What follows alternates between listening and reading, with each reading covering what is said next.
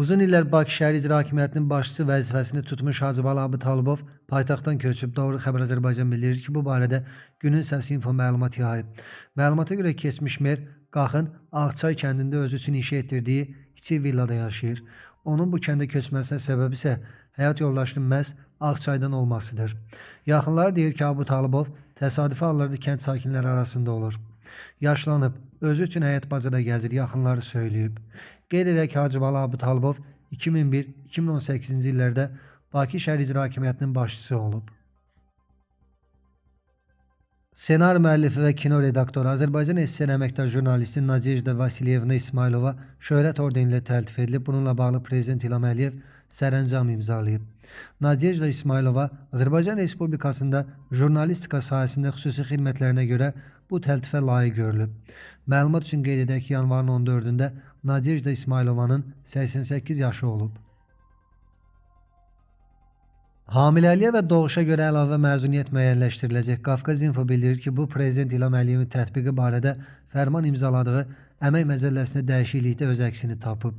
Qanuna əsasən hamiləliyə və doğuşa görə məzuniyyətin doğuşdan əvvəlki hissəsinin müddəti doğuş gözlənilən gündən uşağın doğulduğu günə qədər ötən günlər qədər ödənişli olaraq uzadılacaq və bu halda məzuniyyətin doğuşdan sonraki hissəsi qısaldılmayacaq. Qurban və Ramazan bayramları başqa bayramlarla üst-üstə düşəcəyi halda əmək məzuniyyətinin necə tənzimlənəcəyi məlum olub. Bu, Prezident İlham Əliyevin tətbiqi barədə fərman imzaladığı əmək məcəlləsində dəyişiklikdə öz əksini tapıb. Əmək məzuniyyəti dövrünə təsadüf edən iş günü hesab olunmayan bayram günləri məzuniyyətin təqvim günlərinə daxil edilmir və ödənilmir. Dəyişikliyə əsasən əmək məzuniyyəti dövrünə təsadüf edən ümumxalq hüzn günü və səsvermə günü də məzuniyyət günləri hesab edilməyəcək və ödənilməyəcək. Lakin məzuniyyətin müddəti bu günlərin sayı qədər uzadılacaq. Bu halda Qurban və Ramazan bayramları iş günü hesab olunmayan başqa bayram günü ilə üst-üstə düşdükdə və bu hal əmək məzuniyyəti dövrünə təsadüf etdikdə üst-üstə düşən günlər bir gün hesabı ilə nəzərə alınacaq. Qeyd edək ki, bu il Novruz və Ramazan bayramları eyni günlərdə qeyd olunacaq. Bugün Yevlaxın İsmailabad kəndində baş vermiş silahlı insidentin təfərrüatları məlum olub. Müsavat.com xəbər verir ki, rayonun sabiq icra başçısı Qoca Səmədovun oğlu Zahir Səmədov tanışı Qoşqar Novruzovu Winchester markalı silahdan atəş açaraq yaralayıb. Belə ki, 39 yaşlı Zahir Səmədov İsmailabad kəndi ərazisinə it döyüşdürməyə gəlib. Döyüş Zahir Səmədovun itinin uduzması ilə nəticələnib. Bundan qəzəblənən Zahir Səmədov digər itin 46 yaşlı sahibinə odlu silahdan atəş açmaqla əsəbini sakitləşdirməyə çalışıb. Faktla bağlı cinayət işi açılıb, araşdırma aparılır. Zahir Səmədov polis tərəfindən saxlanılıb.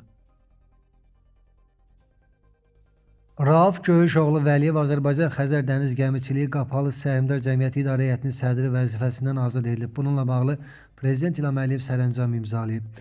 Dövlət başçısının digər sərəncamı ilə Əfqan Süleymanoğlu Cəllov Azərbaycan Xəzər Dəniz Gəmiçiliyi Qapalı Səhmdar Cəmiyyəti İdarə Heyətinin sədri təyin olunub. Məlumat üçün onda qeyd edək ki, 61 yaşlı Rauf Vəliyev 2013-cü ildən sözü gedən vəzifəni icra edirdi.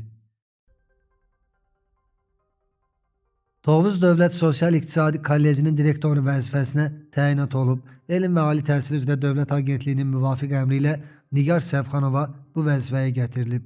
Yeni təyin olmuş direktor kollektivə agentliyin ali və orta ixtisas təhsil müəssisələri ilə iş şöbəsinin müdiri Samir Həmidov tərəfindən təqdim edilib. Qeyd edək ki, Nigar Səfxanova son təyinata qədər Göyçay Dövlət İdarəetmə və Texnologiya Kollecində tədris işləri üzrə direktor müavini kimi fəaliyyət göstərib.